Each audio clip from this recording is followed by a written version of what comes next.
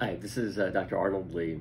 I want to talk to you guys about some different options for rhinoplasty, in particular for what we call augmentation rhinoplasty, which is the type of rhinoplasty that many of our Asian patients and frankly many of our non-Caucasian patients will opt for. And that is a surgery where we increase the height of the bridge of the nose, which we call the dorsum, and then sometimes also narrow and project the nasal tip.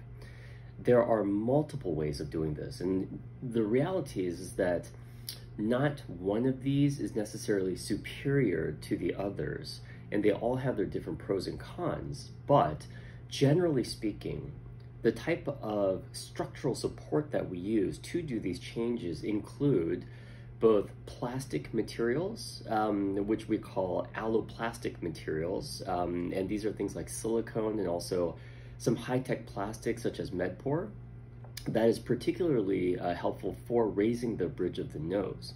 Other materials that we can use for this type of surgery also include using rib cartilage, which is a very strong material. And the advantage there is, especially if this rib cartilage comes from your own body, is that it can heal with the body as well too. But that can also be used for both the dorsum of the nose, raising the bridge, and also for the tip of the nose as well too.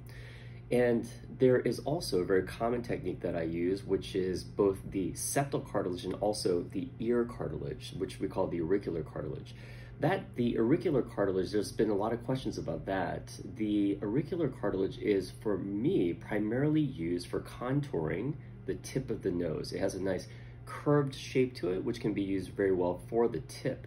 And so all these techniques can all be combined as well too. And it really depends on what the patient needs, because all the rhinoplasties that we do are very individualized. They're specifically for the person and their anatomy and what they want.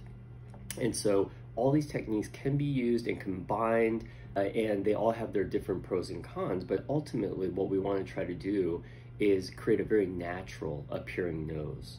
And so, these techniques, I talk to all our patients about the pros and cons, and we come up with a plan that specifically fits their face. So hopefully that helps a little bit as to the techniques related to augmentation rhinoplasty. If you guys want to know more about these techniques or rhinoplasty in general, feel free to come in and see me and we can go over all of this stuff in detail. Thank you. All right.